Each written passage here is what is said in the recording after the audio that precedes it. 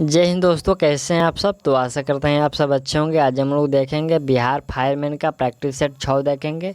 और यह जो प्रैक्टिस सेट है वो आपको प्लेटफॉर्म बुक के तरफ से कराया जा रहा है, जिसमें आपको यहाँ पर 28 प्रैक्टिस सेट देखने को मिलेगा। तो यहाँ पर एक सेट में आपको 100 प्रश्न होंगे। तो चलिए हम लोग इसको स्टार्ट करते हैं। और यहाँ पर हम लोग जो मैथ और अंग्रेजी का प्रश्न है तो उसको भी हम लोग देखते चलेंगे। आपको हम लोग कोई भी प्रश्न को स्किप नहीं करेंगे, ठीक। यहाँ पर जो आपका मैथ का प्रश्न है, यहाँ पर देखिए जो पहला प्रश्न कह रहा है कि बनाना के अक्षरों को ऐसे कितने तरीक़ों से सजाया जा सकता है जिसमें दो एन जो है पास पास हो गए, यानी कि जो आपका दो एन है जो पास पास ना आए, ठीक है। यहाँ पर जो एन है पास में ना आए तो इसको आपको 40 तरीक़ों से सजाया जा सकता है। इसको आप जो मैथ का है तो आप इसको बनाइएगा। मैं आपका जो आंसर है आपको बताते चलूँगा। तो चलिए अगला प्रश्न यहाँ पर हम लोग का है कि विनय ने हाथ घड़ी 75 रुपये में बेची, जिससे उसे घड़ी की लागत कीमत के बराबर प्रतिशत लाभ प्राप्त हुआ। तो उसका जो लागत है मूल है वो क्या है। तो उसका जो लागत मूल है यहाँ पर आपका राइट आंसर 50 हो गया। आप लोग इसको बनाइएगा। यदि आपको समझ में नहीं आएगा तो मैं आपका जो है इसका जो सॉल्यूशन है मैं आपको टेलीग्राम पर डाल दूंगा। आप कमेंट में बताइएगा कि सर जो प्रश्न है सेट नंबर लिखकर और जो प्रश्न संख्या आप लोग बताइएगा, तो मैं उसका जो डिटेल्स है उसका बनाकर आपको डाल दूंगा, ठीक।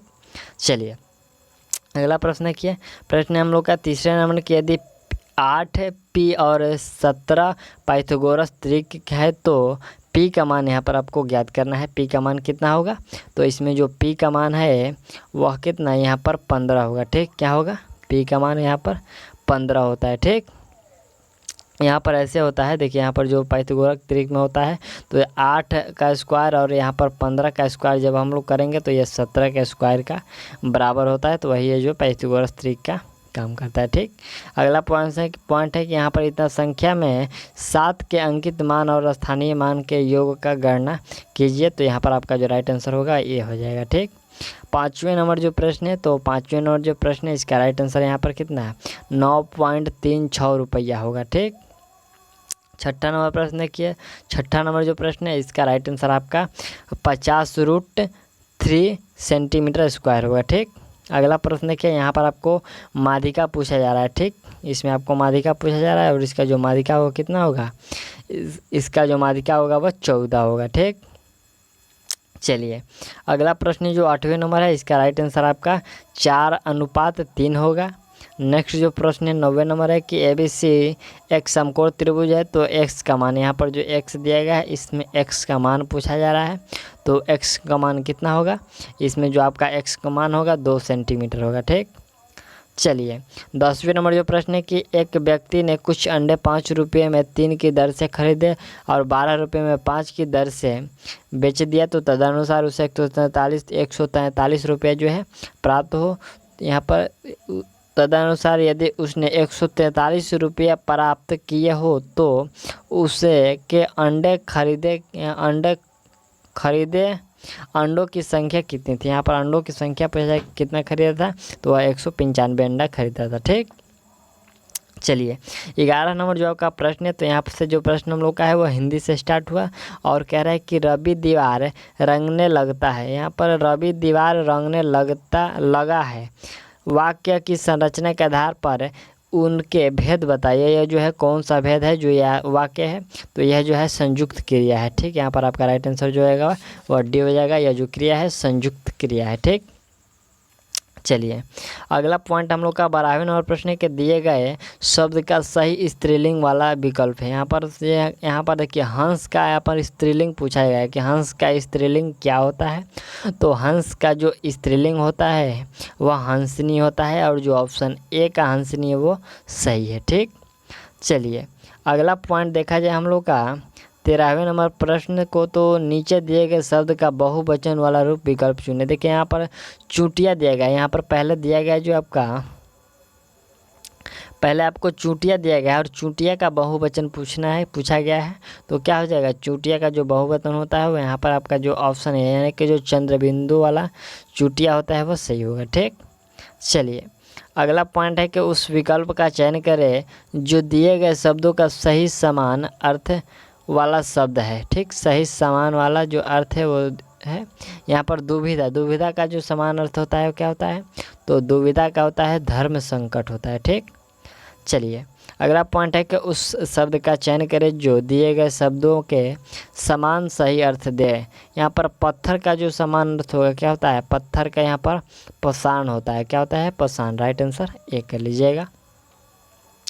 अगला पॉइंट है कि उस विकल्प का चयन करें जो उपसर्ग से बना शब्द नहीं है, यानी कि उपसर्ग से बना शब्द कौन सा इसमें नहीं है। तो देखिए यहाँ पर जो दिखावा शब्द आप देख रहे हैं वह यह जो है शब्द उपसर्ग से बना नहीं होता है। देखिए उपसर्ग जो होता है वह जो दिखावा शब्द यह प्रत्यय से बना है और भाववाचक संज्ञा का आधार है। ये जो है आपका ये जो है प्रत्यय से बना है, यह उपसर्ग से बना नहीं है। उपसर्ग जो है प्रयोग के आरंभ में होता है। ये जो उपसर्ग है इसका प्रयोग वाक्य शब्द के शुरू में होता है और जो प्रत्यय है उससे पीछा होता है। ठीक, अगला प्रश्न है कि स्वार्थ के विपरीत शब्द का चयन करें। स्वार्थ का विपरीत क्या होता है, तो स्वार्थ का जो विपरीत होता है निस्वार्थ होता है। ठीक, अगला पॉइंट है दिए गए शब्द का सबसे उचित सामाजिक युग्म पद है। युग्म पद कौन सा है, तो वह हो जाएगा आपका यहाँ पर देखिए आचार। आचार का यहाँ पर क्या हो सकता है, युग्म विचार हो जाएगा। आचार विचार, और ये जो दोनों मिल जाएंगे तो यह जो है द्वंद्व समास का रूप है, ये उदाहरण है। ठीक, चलिए अगला प्रश्न है कि अत्यधिक का संधि विच्छेद। तो अत्यधिक का जो संधि विच्छेद होता है वह अति प्लस अधिक होता है। ठीक, अगला पॉइंट है कि उस विकल्प का चयन करें जो बताता है कि नीचे दिए गए छंद के प्रत्येक चरण में कितनी मात्राएं हैं। यहाँ पर देखिए, यहाँ पर है हम लोग का जो छंद दिया गया है इसमें मात्राओं की संख्या। यहाँ पर देखिए यहाँ से जो है आपका छंद स्टार्ट होता है। ठीक, करते अभिषेक पायोद है बलिहारी इस बेस की है मातृभूमि तू ही सही सगुन मति सर्वेश की। यहाँ पर जो छंद पूछा गया है कि छंद की मात्राएं कितनी है, तो यहाँ पर जो राइट आंसर है होगा वह 15 से 13 के क्रम, यहाँ पर 15 से 13 के क्रम से 28 है। ठीक, यहाँ पर मुझे भी यह समझ नहीं आ रहा है कि ये जो प्रश्न क्या कह रहा है, लेकिन छंद से है तो यहाँ पर आपका राइट आंसर ये हो जाएगा। ठीक, अगला प्रश्न है कि पीपल ड्रीम ऑफ यहाँ पर visiting the USA which part of the speech world dream. यहाँ पर जो ड्रीम का जो प्रयोग है वह किस रूप में किया जा रहा है, तो देखिए यहाँ पर जो आपका ड्रीम का शब्द है ये मेन वर्ब के रूप में यानी कि वर्ब के रूप में यहाँ पर प्रयोग किया जा रहा है। ठीक, यहाँ से वाक्य है विजिटिंग ड्रीम है, यहाँ पर people dream of visiting the USA। यहाँ पर जो है ड्रीम का प्रयोग वर्ब के रूप में यानी कि मेन वर्ब के रूप में किया जा रहा है। अगला प्रश्न है कि read this sentence carefully and check whether there is an error in case there is no error choose no error as your answer. कौन सा इसमें गलत है, देखें यहाँ पर जो आपका गलत है, यहाँ पर जो ऑप्शन होगा वह ऑप्शन ए है। यहाँ से ऑप्शन ए है और यहाँ पर जो वाल्क लिखा गया है, यहाँ वाल्क के पहले यहाँ पर क्या होगा, टू वाल्क होगा। ठीक, टू वाल्क, तो यह जो है सही होगा, लेकिन यहाँ पर गलत है। ठीक, अगला प्रश्न है कि from the correct word by adding IC as a suffix, यानी कि IC जो है प्रत्यय से कौन सा शब्द बनाया जा सकता है। तो देखिए यहाँ पर जो IC उपसर्ग से जो है, जो हम लोग हिंदी में उपसर्ग और प्रत्यय पढ़ते हैं, तो वही यहाँ पर जो होता है सफिक्स का मतलब यहाँ पर प्रत्यय होता है। और इस IC वाक्य IC शब्द से जो बनाया जा सकता है ना, वह कौन सा बनाया जा सकता है, वह बनाया जा सकता है पर राष्ट्र, यहाँ पर रुष्टिक बनाया जा सकता है। रुष्टिक यहाँ पर जो IC प्रत्यय से बनाया जा सकता है, तो राइट आंसर सी कर लीजिएगा। अगला प्रश्न है कि find the correct synonym of the word, यहाँ पर नट्रिटियोस है, तो यहाँ इसका जो यहाँ पर सिंटोनिम खोजना है, यहाँ पर कौन सा हो जाएगा, यहाँ पर आपका राइट आंसर सी हो जाएगा। ठीक, अगला प्रश्न है कि find the opposite of the word hazard. यहाँ पर देखिए जो हैजर्ड शब्द है इसका ओपोजिट मीनिंग आपको खोजना है। तो देखिए यहाँ पर जो हैजर्ड होता है इसका मतलब हैजर्ड मतलब खतरनाक होता है, और उसकी जो हम लोग ऑपोजिट की बात करें तो ये आपको हो जाएगा प्लेसेंट मतलब सुखद होता है। ठीक, चलिए अगला प्रश्न देखिए। प्रश्न हम लोग का है कि fill in the blanks with suitable preposition. यहाँ पर सही प्रीपोजिशन का प्रयोग करना है, तो इसमें जो सही प्रीपोजिशन होगा आपका ऑप्शन ए यानी कि फ्रॉम होगा। ठीक, व्हेन दी यहाँ पर parted from her parents her eyes were full of tear. ठीक, यहाँ पर अगला हो जाएगा 27 नंबर हम लोग का जो प्रश्न है कि select the most operative meaning of the given idiom, यानी कि इस मुहावरे का सही अर्थ आपको बताना है। लैंड एंड ईयर, यहाँ पर क्या होता है, तो लैंड एंड ईयर का मतलब होता है ध्यान देना, तो इसका जो सही अर्थ होगा टू पे अटेंशन टू। ठीक, राइट आंसर यहाँ पर डी कर लीजिएगा। अगला प्रश्न है कि यहाँ पर 28 नंबर है कि the coffee taste sweet change the इसको वॉइस, यानी कि हम लोग का इसको वॉइस चेंज करना है। और यहाँ पर जो राइट आंसर होगा कौन सा हो जाएगा, इसमें राइट आंसर हो जाएगा कि दी टॉफ़ी, यहाँ पर टॉफ़ी है, कॉफ़ी नहीं है, टॉफ़ी है। Toffee is sweet when it's is tested. ठीक, यहाँ पर आपका राइट आंसर ए हो जाएगा। चलिए अगला पॉइंट है हम लोग का कि fill in the blanks with suitable word given the opposite. यहाँ पर ऑपोजिट, यहाँ पर जो जेम्स वाट है डॉट डॉट, यानी कि James Watt dot steam engine, या जो है भाप इंजन जेम्स वाट से, तो यहाँ पर कौन सा हो जाएगा, इसमें जो आपका राइट आंसर हो जाएगा। और जेम्स वाट ने स्ट्रीम, यानी कि स्ट्रीम इन्वोवेंट क्या हो जाएगा, स्ट्रीम इन्वेंट, यहाँ पर देखिए इन्वेंटेड हो जाएगा। ठीक, यहाँ पर इन्वेंटेड किया, यानी कि आविष्कार किया। ठीक, चलिए 30 नंबर प्रश्न है कि सी मस्ट वीप और she will die, what kind of sentence it is, ये जो है कौन सा सेंटेंस है, कैसा सेंटेंस है, तो यह जो है आपका कौन सा कंपाउंड सेंटेंस है। ठीक, यहाँ पर आपका राइट आंसर सी हो जाएगा। यह जो शब्द है, ये जो वाक्य है कंपाउंड सेंटेंस है। ठीक, राइट आंसर सी हो जाएगा। चलिए नेक्स्ट जो हम लोग का प्रश्न 31 नंबर से प्रश्न स्टार्ट हो रहा है, तो यह प्रश्न जो आपका ये मैथ का प्रश्न है और इसका जो राइट आंसर होगा वह 36 मीटर होगा। ठीक, अगला पॉइंट हम लोग का 32 नंबर है, तो इसका राइट आंसर कितना हो जाएगा, यहाँ पर एक द्विघात समीकरण बनाए जिसके मूलों का योग है जो 4 है और गुणांकफल 5 हो, तो इसका राइट आंसर क्या हो जाएगा, x² - 4x + 5। ठीक, राइट आंसर सी हो जाएगा।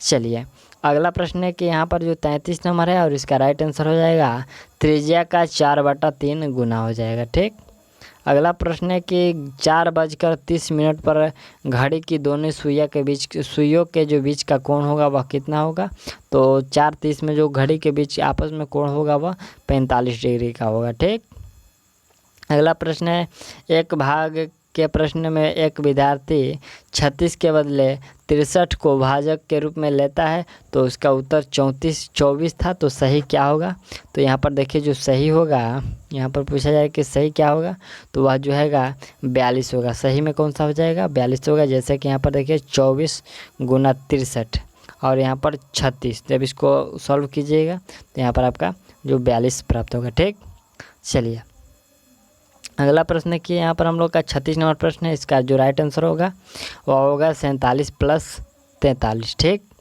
अगला पॉइंट 37 नंबर है और इसका जो राइट आंसर होगा आपका यहाँ पर परिमेयकरण करना है, तो यहाँ पर जो राइट आंसर है बी हो जाएगा। ठीक, चलिए 38 नंबर जो प्रश्न है इसका राइट आंसर क्या होगा, इसका राइट आंसर आप लोग बनाइएगा और इसका राइट आंसर 1000 रुपया होगा। ठीक, 39 नंबर प्रश्न है, इसका राइट आंसर क्या होगा, इसका राइट आंसर जो होगा आपका 100 होगा। ठीक, चलिए अगला प्रश्न क्या है, 40 नंबर जो प्रश्न है tan a + b √3, तो cos a - b बराबर √3/2, तो a + b का जो है a और b का मान पूछा गया है, तो a और b का जो मान होगा वह 45 डिग्री और 15 डिग्री होगा। ठीक, चलिए अगला जो हम लोग का 41 नंबर प्रश्न है, तो यहाँ से हम लोग जो है अपना जो GK/GS और GK/GS का हम लोग नगरी में प्रवेश कर गए और एक वस्तु और अपसारी लेंस के मध्य की दूरी लेंस की फोकस दूरी की m गुना है,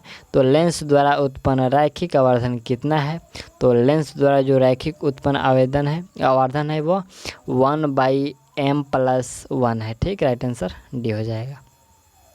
अगला पॉइंट है निम्न में से किसे स्वयं संयोजित बल कहा जाता है, तो स्वयं संयोजित बल जो है किसको कहा जाता है, यहाँ पर स्थैतिक घर्षण को स्वयं संयोजित बल कहते हैं। ठीक, चलिए अगला जो प्रश्न हम लोग का 43 नंबर प्रश्न है और कह रहा है कि एक समान वृत्तीय गति करने वाले किसी कण के लिए निम्न में से अशुद्ध कथन का चुनाव कीजिए। अशुद्ध कथन का यहाँ पर हम लोग को चुनाव करना है, तो यहाँ पर जो राइट आंसर होगा, देखिए यहाँ पर कण की गति के साथ साथ त्वरण की दिशा परिवर्तित होती रहती है। यह जो कथन है यह बिल्कुल अशुद्ध, यानी कि यह कथन जो है गलत है। ठीक, चलिए 44 नंबर प्रश्न है कि दाब प्रवणता का जो एसआई मात्रक है, तो दाब प्रवणता का जो एसआई मात्रक होता है यहाँ पर एन एम इन्वर्स क्यू होता है। ठीक, यहाँ पर आपका राइट आंसर डी हो जाएगा एन एम इन्वर्स क्यू।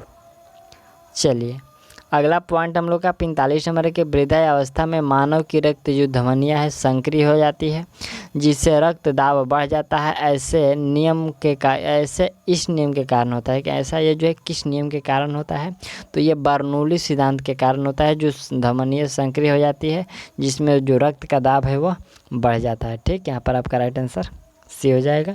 देखिए जो आपका वृद्धावस्था में मानव की रक्त धमनियाँ संक्रिय हो जाती है जिसमें जो रक्त दाब बढ़ जाता है, ऐसा जो है बर्नौली के सिद्धांत के कारण होता है। ठीक, इसका अर्थ है कि क्षेत्रफल बढ़ जाता है तो इसका जो वेग है वो घट जाता है। इसका सिंपल सा अर्थ है, जब क्षेत्रफल बढ़ जाएगा तो इसका जो वेग है वो घट जाता है। चलिए अगला पॉइंट है कि प्रणोदित दोलन के प्रकरण में अनुनादी शिखर बहुत तीक्ष्ण हो जाता है जब अनुनादी शिखर जब बहुत तीक्ष्ण होता है जब कब, तो ये जो तीक्ष्ण हो जाता है ये अवमंदन बल कम होता है तब। ठीक, यहाँ पर आपका राइट आंसर बी हो जाएगा। अगला प्रश्न है कि निम्नलिखित में से अचुंबकीय पदार्थ यानी कि अचुंबकीय पदार्थ कौन से हैं, तो देखिए जो प्लेटिनम होता है वो अचुंबकीय पदार्थ होता है। वह पदार्थ जो चुंबक की दिशा में हल्का आकर्षित होता है उसे अचुंबकीय पदार्थ कहते हैं। जैसे कि प्लेटिनम हो गया, थोरियम हो गया, सीजियम हो गया, सोडियम हो गया या एल्यूमिनियम हो गया इत्यादि, ये सभी जो है अचुंबकीय पदार्थ हैं। ठीक, 48 नंबर है कि धारा रेखी प्रवाह किसके साथ द्रव्यों के लिए समान रूप से अधिक होता है, तो यह समान रूप से जो अधिक होता है यह निम्न घनत्व एवं उच्च श्यानता के लिए अधिक होता है। ठीक, अगला प्रश्न है कि प्रस्राव्य तरंग का उपयोग, देखिए यहाँ पर जो प्रस्राव्य तरंग है इसका उपयोग कैसे कहते हैं, देखिए यहाँ पर गहरे जल में डूबी वस्तुओं की खोज तथा उनकी गहराई ज्ञात करने के लिए किया जाता है। दूसरा है यकृत, लीवर, अग्नाशय, वृक्क, हृदय जैसे अंगों के रोगों व असमानताओं के निदान हेतु किया जाता है। तीसरा है कि तेल व खनिज निक्षेपों के भूमिगत चित्रांकन हेतु किया जाता है। तो यहाँ पर जो राइट आंसर होगा उपयुक्त में से सभी के लिए जो है पराश्रव्य तरंगों का उपयोग किया जाता है। इसकी जो हम आवृत्ति की बात करते हैं तो यह 20,000 हर्ट्ज से अधिक होता है, 20,000 HZ से अधिक होता है। यहाँ पर जो HZ होता है वो हर्ट्ज कहते हैं इसको। चलिए अगला प्रश्न हम लोग का 50 नंबर कि 5 kg के ब्लॉक द्वारा लिफ्ट के तल पर आरोपित बल का मान क्या होगा। जी का मान यहाँ पर 10 मीटर प्रति सेकंड स्क्वायर दिया गया है। तो यहाँ पर जो जी का मान, यहाँ पर जो लिफ्ट द्वारा आरोपित बल का मान क्या होगा, तो यहाँ पर जो है 105 न्यूटन होगा। ठीक, चलिए अगला प्रश्न देखिए यहाँ पर 51 नंबर हम लोग का प्रश्न है कि एक यौगिक का जो तुल्यांकी भार है वो 9 है तथा इसके क्लोराइड का सूत्र MCl3 है। तो इस यौगिक का अनुभार, देखिए यहाँ पर जो तुल्यांकी भार दिया गया है और क्लोराइड का जो सूत्र भी दिया गया है। तो यहाँ पर जब हम लोग इसका अनुभार निकालेंगे तो यहाँ पर अनुभार निकालने के लिए कितना होता है, यहाँ पर अनुभार का जो धातु का अनुभार निकालने के लिए इसकी संयोजकता गुना तुल्यांकी भार होता है। तो संयोजकता 3 है और जो तुल्यांकी भार 9 है, तो कितना हो जाएगा यहाँ पर 27 हो जाएगा जो अनुभार है। राइट आंसर भी हो जाएगा। ठीक, अगला प्रश्न है कि मरकरी का महत्वपूर्ण अयस्क, मरकरी जो है ये किसका, ये आपको सीने बार का महत्वपूर्ण अयस्क होता है। सीने बार की हम लोग जब सूत्र की बात करें तो सीने बार का सूत्र HgS होता है। ठीक, चलिए अगला प्रश्न यहाँ पर देखिए, प्रश्न है कि प्रगलन इसमें किया जाता है, जो प्रगलन है इसमें किया जाता है। ये प्रगलन किस में किया जाता है, तो देखिए ये बल्ल्या भट्टी में प्रगलन किया जाता है। ठीक, बल्ल्या भट्टी यहाँ पर है, जो बल्ल्या भट्टी को इसे स्मेल्टिंग भी कहते हैं। ठीक, हेमेटाइट अयस्क से लोहा इसी विधि के द्वारा प्राप्त किया जाता है। ठीक, अगला पॉइंट हम लोग का 54 नंबर है कि जल की कठोरता इसकी उपस्थिति के कारण होती है। तो देखिए जो जल की कठोरता है वो किसकी उपस्थिति के कारण होती है, यह जो होती है आपका CaCl2 व CaSO4 के कारण जो जल की कठोरता है वो होती है, ठीक, इसी के उपस्थिति के कारण। अगला पॉइंट हम लोग का है कि जिप्सम और प्लास्टर ऑफ पेरिस में जल का अंतर होगा। प्लास्टर और जिप्सम एवं प्लास्टर ऑफ पेरिस में जो जल का अंतर होता है वो 1:1/2 होता है, ठीक। जैसे कि यहाँ पर आप लोग जब जिप्सम का रासायनिक सूत्र देखेंगे तो यहाँ पर उसके अंतिम 2H2O होता है, ठीक। और जब आप प्लास्टर ऑफ पेरिस का सूत्र देखेंगे तो 1/2 और H2O होता है। तो जब हम लोग 2 और 1/2 को जब अंतर करेंगे तो कितना 1.5 होगा, तो वही आपको 1:1/2 लिखा गया है, ठीक। चलिए अगला प्रश्न है कि 56 नंबर है कि निम्न में से कौन से समूह के तत्व के परमाणु सरलता से इलेक्ट्रॉन पृथक करते हैं, यानी कि सरलता से जो इलेक्ट्रॉन पृथक करते हैं। तो Li, Na और K, जो यहाँ पर लिथियम, सोडियम और जो पोटेशियम, इसके जो इलेक्ट्रॉन है, इसके जो परमाणु सरलता से इलेक्ट्रॉन पृथक यानी कि अलग करते हैं, ठीक। चलिए अगला प्रश्न यहाँ पर हम लोग का है कि 2 ओम वाले प्रतिरोध में धारा, चित्र है यहाँ पर 2 ओम वाले प्रतिरोध में धारा कितना होगा, तो इसमें जो है 1 एम्पियर का जो है प्रतिरोध में धारा होगा, ठीक। चलिए अगला प्रश्न है कि एस्टर के क्षारीय जल अपघटन को कहते हैं। तो एस्टर के क्षारीय जल अपघटन को साबुनीकरण कहते हैं। क्या कहते हैं, इसको साबुनीकरण कहते हैं। राइट आंसर यहाँ पर आपका ए हो जाएगा। चलिए सॉरी, यहाँ पर राइट आंसर आपका बी हो जाएगा, ए नहीं होगा। चलिए अगला पॉइंट है कि निम्न में से कौन एक जीवाणु जनित रोग है। देखिए यहाँ पर जीवाणु जनित रोग की जब हम लोग बात करते हैं तो तापेदिक जो है आपका ये जीवाणु जनित रोग है, बाकी सब जो है आपका ये विषाणु जनित रोग है, ठीक। यहाँ पर हम लोग थोड़ा सा जीवाणु और विषाणु से होने वाले रोग को हम लोग जानेंगे। देखिए पहले हम लोग जीवाणु जनित रोग को जानेंगे, जैसे हैजा हो गया, नमूनिया हो गया, टाइफाइड हो गया, टिटनस हो गया, काली खांसी हो गया। तो ये सभी जो है आपको जीवाणु जनित रोग है। लेकिन यहाँ पर हम लोग विषाणु जनित की बात करें तो जैसे सामान्य जुखाम होता है, इन्फ्लुएंजा होता है, पोलियो होता है, रेबीज होता है, हेपेटाइटिस होता है, ये सभी जो है विषाणु जनित रोग है, ठीक। चलिए अगला प्रश्न हम लोग का 60 नंबर की कोशिकांगों को एक दूसरे से अलग किया जाता है। तो कोशिकांगों को एक दूसरे से अलग यहाँ पर सेंट्रीफ्यूगेशन द्वारा किया जाता है। किसके द्वारा, सेंट्रीफ्यूगेशन के द्वारा जो कोशिकांगों को एक दूसरे से अलग किया जाता है। चलिए अगला जो प्रश्न हम लोग का 61 नंबर प्रश्न है। प्रश्न कह रहे कि मेंडल ने इसमें से किस लक्षण का अध्ययन नहीं किया। देखिए इसमें जो मेंडल है, जो बीजों का आकार, यहाँ पर बीज का जो आकार है इसका जो यहाँ पर ये जो अध्ययन है वो नहीं किया था, ठीक है। यहाँ पर राइट आंसर आपका ये हो जाएगा। बाकी सब बीज का जो रंग है, पुष्प का रंग है, झुरीदार है, फूलसी फल, ये सभी का अध्ययन वो किया था, ठीक। चलिए अगला प्रश्न यहाँ पर हम लोग का 62 नंबर के ऐसा हार्मोन जो पादपों में पानी की कमी के कारण रंगों के बंद होने को नियंत्रित करता है, तो वह कौन सा है, तो वह है एब्सिसिक एसिड, यानी कि एब्सिसिक अम्ल है, ठीक। राइट आंसर ये हो जाए। अगला प्रश्न यहाँ पर हम लोग का 63 नंबर जो प्रश्न कह रहा है कि कौन से एंजाइम को आणविक कैंची कहा जाता है। देखिए यहाँ पर आणविक जो कैंची है कौन से एंजाइम को कहते हैं, तो बिल्कुल यहाँ पर जो आपका राइट आंसर होगा जो रिस्ट्रिक्शन और एंडोन्यूक्लियेज जो है क्या एंजाइम है, इसको आणविक कैंची कहा जाता है। तो आपको याद रखना है, राइट आंसर ये हो जाएगा। अगला प्रश्न है कि लकड़ी के टुकड़े को जल में रखने पर यह फूल जाता है, इसके फूलने का कारण क्या है, तो इसके फूलने का जो कारण है अंतः शोषण, ये जो है अंतर से पानी सोख लेता है, तो इसी कारण जो लकड़ी का जो टुकड़ा है वो फूल जाता है अंदर से, ठीक। अगला पॉइंट है कि इनमें से कौन से गुणसूत्र वाला व्यक्ति क्लाइनफेल्टर सिंड्रोम होगा। यहाँ पर क्लाइनफेल्टर जो सिंड्रोम होगा इसमें कौन से गुणसूत्र वाला व्यक्ति, तो ये जो XY होती है यहाँ पर 3 गुण दिया गया है, X और फिर Y दिया गया है, तो ये सभी जो होगा ये तीनों क्लाइनफेल्टर सिंड्रोम वाला व्यक्ति होगा, ठीक।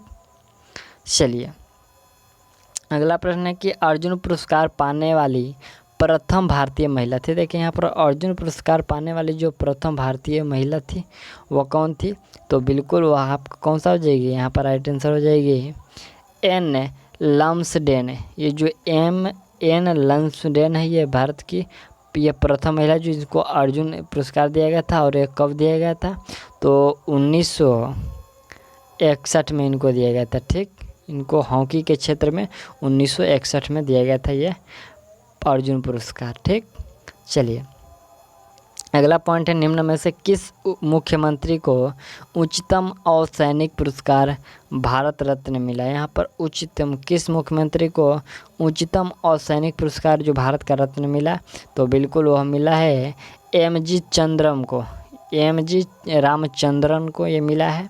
ये तमिलनाडु के जो मुख्यमंत्री थे और इनका जो स्वर्गवास हो चुका है, इन्हीं को ये मिला था। ठीक, चलिए अगला प्रश्न है हम लोग का कि भारत में प्रथम स्टॉक एक्सचेंज किस वर्ष में स्थापित हुआ था। तो भारत में जो प्रथम स्टॉक एक्सचेंज यह जो स्थापित हुआ था, यह स्थापित आपको किया गया था 1875 में। कब किया गया था, 1875 में इसको स्थापित किया गया था। चलिए अगला प्रश्न यहाँ पर हम लोग का 69 नंबर है कि भारतीय अमेरिकी लेखक श्याम शरण द्वारा लिखित पुस्तक की पहचान करें। देखिए यहाँ पर जो भारतीय अमेरिकी लेखक है एक श्याम शरण, इसके द्वारा एक पुस्तक लिखे है। कौन सा पुस्तक है, तो वह पुस्तक का नाम है how India sees the world. How India sees the world है जो ये आपको श्याम शरण के द्वारा लिखा गया है। 70 नंबर यानी कि 70 नंबर जो प्रश्न है कि मैजिक सिटी के नाम से जाना जाता है। तो मैजिक सिटी के नाम से किसको, मॉन्टे कार्लो को जानते हैं। मॉन्टे कार्लो को जो है इसको मैजिक सिटी के नाम से जाना जाता है। अगला पॉइंट है कि लाल बजरी का बादशाह किसे कहा जाता है।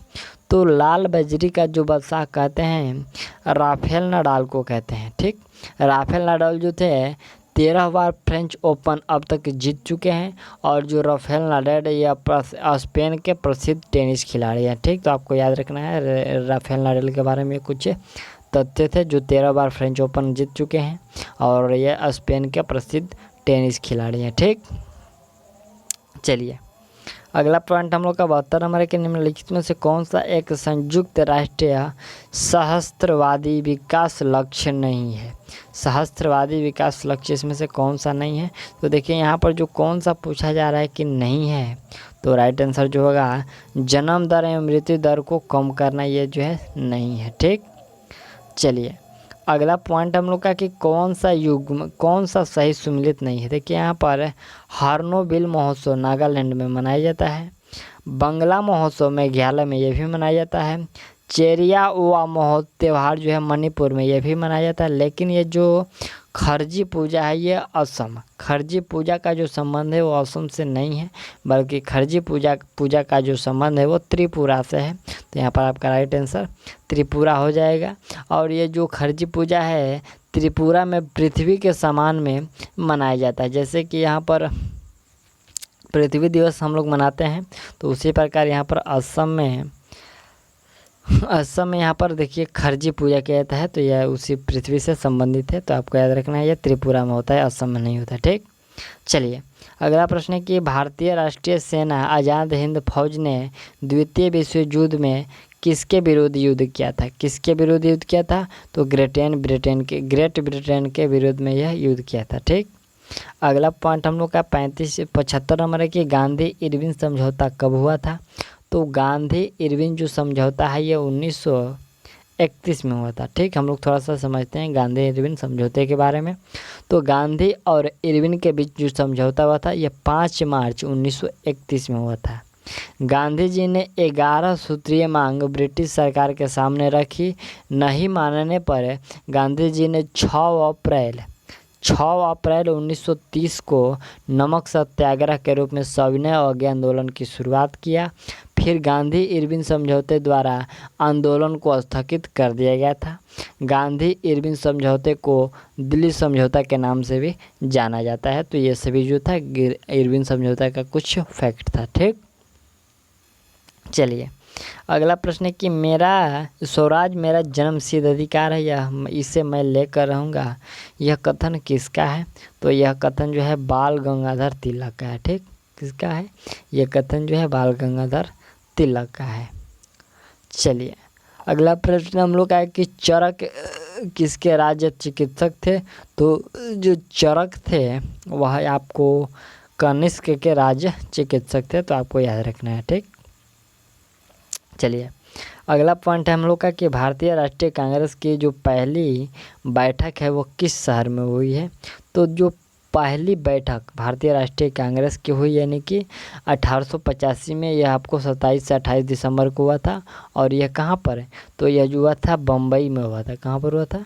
बम्बई में। और इसके जो अध्यक्ष थे तो वह व्योमेश चंद्र बनर्जी थे, तो आपको याद रखना है। और जो प्रथम अधिवेशन हुआ था तो इसमें 72 जो सदस्यों थे भाग लिया था। ठीक, और यहीं पर हम लोग से जब पूछा जाता है प्रश्न में कि कांग्रेस के प्रथम युवा अध्यक्ष, तो युवा अध्यक्ष में कौन हो जाएंगे?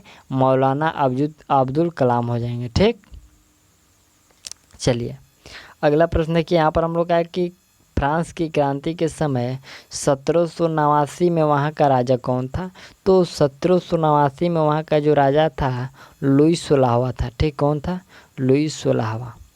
चलिए अगला पॉइंट है हम लोग का कि हिमालय की सर्वोच्च श्रेणी कौन सी है? हिमालय की सर्वोच्च श्रेणी यहाँ पर पूछा जा रहा है कि कौन सी है? तो वह कौन सी है? हिमाद्री। ठीक, राइट आंसर यहाँ पर बी हो जाएगा, हिमाद्री है। और इसकी हम लोग ऊंचाई की बात करें तो यह 6000 फीट है। ठीक, इसकी ऊंचाई कितनी है? 6000 फीट में औसत में ये लंबाई आपको दिया गया है। ठीक, चलिए 6000 यहाँ पर 6000 कितना है? 6000 ये मीटर में, फीट में नहीं है, तो आपको याद रखना है कि ये 6000 मीटर में है। अगला पॉइंट यहाँ पर हम लोग का 81 नंबर है कि किसको पार कर लेने पर एक दिन जुड़ जाता है? तो देखिए यहाँ पर जब आप 180 डिग्री अंश देशांतर पश्चिम से इसको जब पार कर लीजिएगा तो यहाँ पर एक दिन आपका जुड़ जाता है। ठीक, यहाँ पर आप राइट आंसर डी हो जाएगा। अगला पॉइंट है कि हीराकुंड बांध किस नदी पर बना है?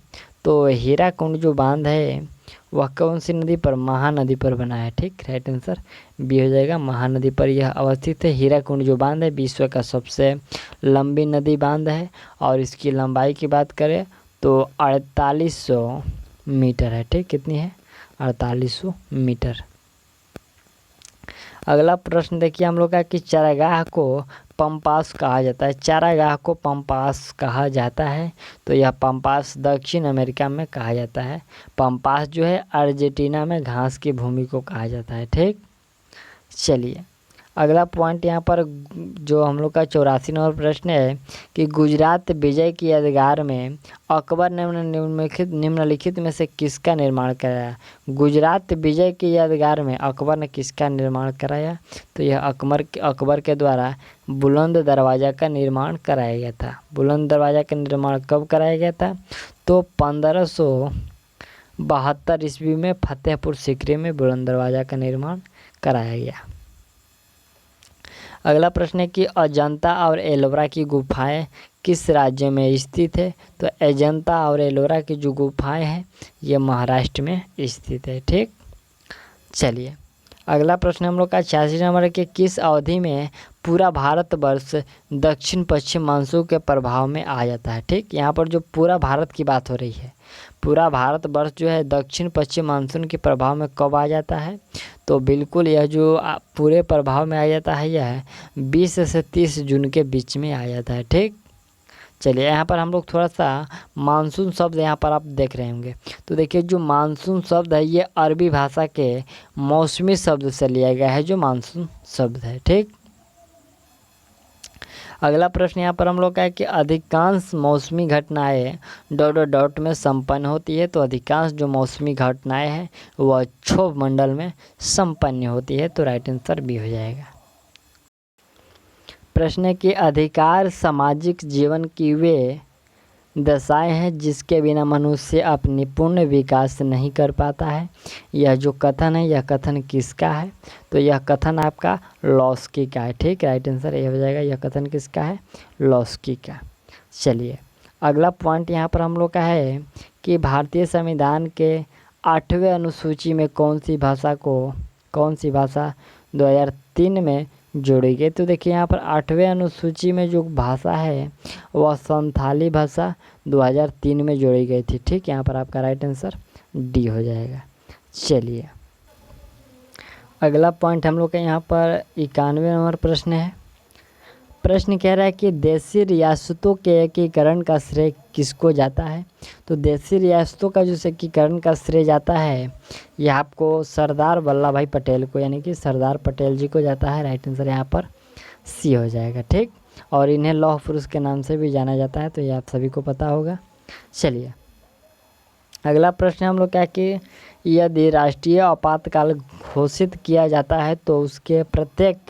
बाद सांसद का अनुमोदन प्राप्त करना आवश्यक होता है। तो प्रत्येक 6 महीने के बाद जो है सांसद का अनुमोदन प्राप्त करना आवश्यक होता है। ठीक, अगला पॉइंट देखा जाए, प्रश्न हम लोग का है कि भारतीय संविधान की प्रारूप समिति के अध्यक्ष, यहाँ पर देखिए प्रारूप समिति के अध्यक्ष की बात हो रही है, तो वह थे डॉक्टर भीमराव अंबेडकर। ठीक, चलिए अगला पॉइंट हम लोग का कि विश्व व्यापार संगठन की स्थापना हुई थी। तो विश्व व्यापार संगठन है जो इसका स्थापना कब हुआ था?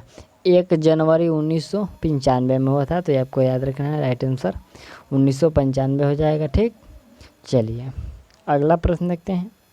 अगला प्रश्न यहाँ पर हम लोग का है कि बिहार की जनसंख्या में 2011 में कितनी वृद्धि हुई? ठीक, 2011 में जो वृद्धि हुई है वह वृद्धि आपको 25.07% की वृद्धि देखने को मिली है।